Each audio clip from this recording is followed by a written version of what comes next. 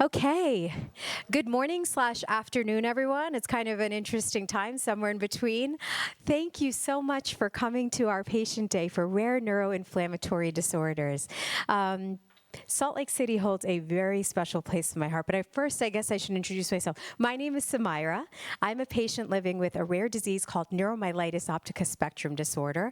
I will tell you my story in a little bit, but I'm so happy to be in Salt Lake City. Please don't judge me, but I love the Real Housewives of Salt Lake City. So I have been, living this SLC life through Bravo for a few years now, and last year I actually had the pleasure of coming here for the first time to visit Stacey and Co. And I just fell in love with this place.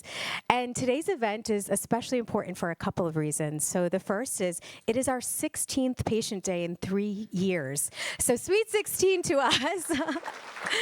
Yeah. And the second is that, we started as an organization with just NMOSD and MOGAD, and I don't want to say just to minimize it, but that's really what we focused in on our patient days.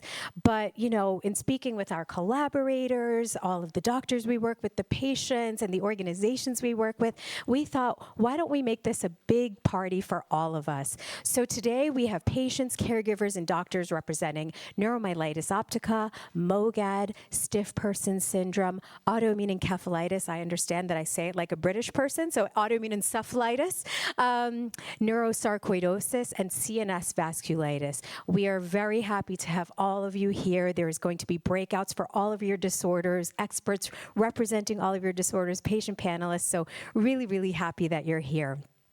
So I want to do a couple of polls.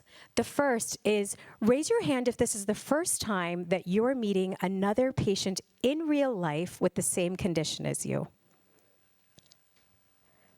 That's a really, really big deal. I remember the first time I met another patient in real life. This was about 10 years ago. And it was just a very disarming feeling. I felt, okay, I'm not alone in this journey. So I'm really excited for all of you today.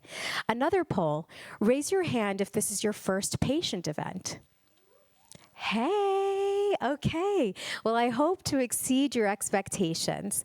Today is a day for you. It is designed for education, community, and connections. Really, it is for you. So ask all the questions you have. There is no such thing as a dumb question. Lean in, be vulnerable, make friends, make memories. We're all here to support you. We have built in quite an agenda, as you can see. There will be plenty of breaks, but if you need to excuse yourself at any point, by all means do so. There are restrooms located out there if you need help. We have volunteers all over the place, so we're very, very here to help. We're very happy to be here with you. It is a safe space for all of us. Nothing that you share will be, used in any way, shape, or form that would hurt you in any way. I have a few thank yous before I hand it over to Dr. Clardy. So the first is thank you to the TSF team. We have Jill Sharp right there. She's our chief of staff. She has done so much to prepare for this event. Thank you, Jill. We've got Michael Devlin here, who is a strategic board member and advisor at the foundation with a broken hand. Hello, Michael. Of course, our collaborators, Dr. Stacey Clardy and her entire team at the University of Utah Neuroimmunology, Autoimmune Neurology Division. All of our panelists and moderators today who have come from all over the Intermountain West region. Our ambassadors, we have Adamaris here, who represents Utah for the foundation. Hello, Adamaris. And Maria Brego, who I believe is in the restroom, but she came all the way from New Mexico. Our volunteers, they are all over the place. We have never had this much help before, so thank you so much for all of your support. Our sponsors, Amgen and UCB, who without their support, this event would not have been possible. And last but certainly not least, all of you for being here. I am also a patient, so I understand how maybe awkward or weird it might be to come to some of these things, even scary, I would say. So I applaud your courage and vulnerability for showing up today. And lastly, before I actually hand over the mic to Stacey, I have a little tribute to Stacey. Oh God, I told you, you might cry. So Stacey and I have a history of making history, or should I say, her story. So she and I first met through a mutual connection virtually at the height of COVID in 2020. I remember us having a very long conversation via Zoom. And you know, if you know her, you know she's very direct, and I like that about her. And she said to me, she's like, you know, I love what you're doing, but I can't help but notice you don't have enough female doctors on your medical advisory board. And I said, you know what, you're right. And it took me a millisecond to say, do you want to be a part of this? And she immediately said yes. So Dr. Clardy is a member of our International Medical Advisory Board, which I will share more about later. But furthermore, we've done some research projects together. We did the autoantibodies and NMOSD project together in 2020, and then we were very happy to support a MOGAD diagnostic-focused paper that was published in the Frontiers in Neurology with many of the doctors in this room. But we actually made history in 2024 when she organized the very, very first patient panel at the American Academy of Neurology Congress, which is our biggest meeting for neurologists. And I had the privilege of moderating a panel of patients just like we'll have today from across all autoimmune neurology diseases. So she made that happen. But on a personal note, she saved my life and she doesn't even know it. When I was here last year, I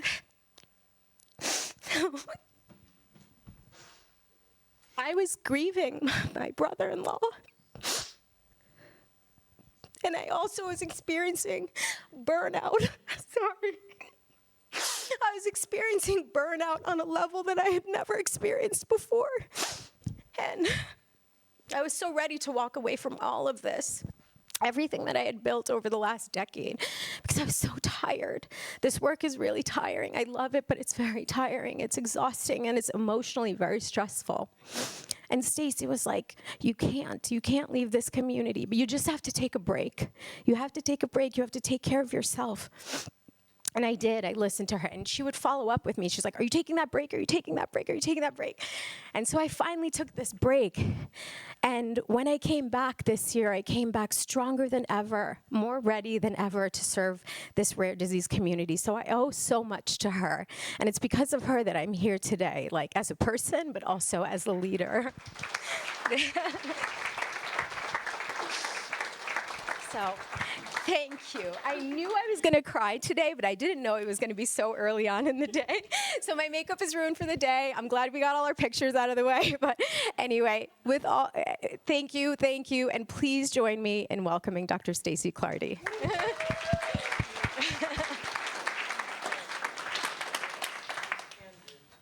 Thanks. I don't have too much else to say because this isn't really for doctors to have a stage unless we're called on by you today, right? This is for patients and this is for caregivers. And this is for anyone that supports you because at the end of the day, we want to help so desperately in, as allied health, as nurses, docs, social work, pharmacists, but we don't actually understand, right, on the true level of living it every day. So with that, this is kind of basically echoing what Sumaira said. This is what I hope, if you get any of these things out of this, if you meet one person, if you make one connection, if you find a way when you have a good day to make it better for the next person. There are people here who do that for a living. You know, the Rare Utah group is here. These are folks who go and meet with the politicians, right? So really, if any of these things happen, if you learn just one little pearl of wisdom to help with one symptom, then it'll be time well spent. So I hope it's helpful. That's really what we all want. There are a ton of people, I mean, really, that put this all together. It was not me. Many of you know that I kept saying, during COVID, well, we can't have another patient day. It's not safe, or, and then afterwards, we'll try to do it. And it was the Sumaira Foundation that finally said, you need to do it. It's been 6 years now. And we had a lot of help in that. And for those of you, some of you are here who were here 6 years ago when we did the first one, and we talked, and the Sumaira Foundation has always been open to anyone with rare disease, and so we said, and probably the stiff people, and as long as we're getting a venue, maybe the autoimmune encephalitis, and then we have these patients who don't yet have a diagnosis, but we know it's immune mediated, and they said, absolutely, yep, bring them all, right? Everybody needs a community, and there's a lot in common. With the challenges with the healthcare system, with insurance, with access, with just learning how to do fun things with life so that these conditions aren't everything, right? So hopefully you learn about something you didn't know today. I would also like to thank Arialis and Caverna. You'll notice that there are so many rules that we abide by normally in clinic settings and things like this, and we try to never sort of mix different, research with what's available, things like that. There's a lot of rules that we're beholden to, but one fun thing in an event like this is that everybody can just be in the same room and sort it all out. And I do think it's important for you to meet the people behind the trials. These are brave partners, right? We're in a time where resources are scarce, and I think we all get a lot of messaging about, conspiracy of who wants money, who this and everything. But the bottom line is, when I started here 10 years ago, none of the patients in my clinic had a single approved treatment. And now for aquaporin 4 positive NMOSD, there's 4 approved treatments. There are trials currently ongoing for MOGAD. There's trials ongoing for autoimmune encephalitis. And this is because people at these companies, people who have started companies, are taking the risks on a rare disease community. It is a big risk to go in and do this. And so I wanted you to be able to meet the people and tell them what you need, give them your thoughts. That's why they're here, they want it, right? So I do want to thank, locally we have Arialis and Caverna, and we have all the other sponsors that you've seen as well. And so a big thank you to them as well for coming on the weekend, and thank you to all of you for coming. I know it's a trip to get here and to do it on your weekend too, and thanks for joining us.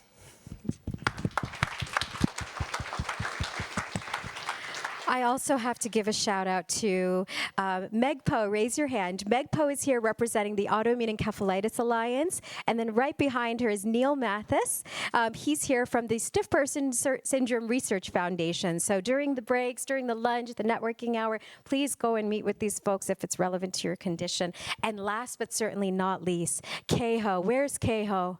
Raise your hand. Keiho Wong. If you know him, you love him. Keiho has done so much for this event. And on a personal note, when I told him I was becoming an aunt for the first time, he came up with this nickname for me, which has stuck, and now everybody calls me this. So I am Mom T. You are allowed to call me that. And that name is something that Keiho came up with. So I love Utah. Thank you. We're going to get the show started now.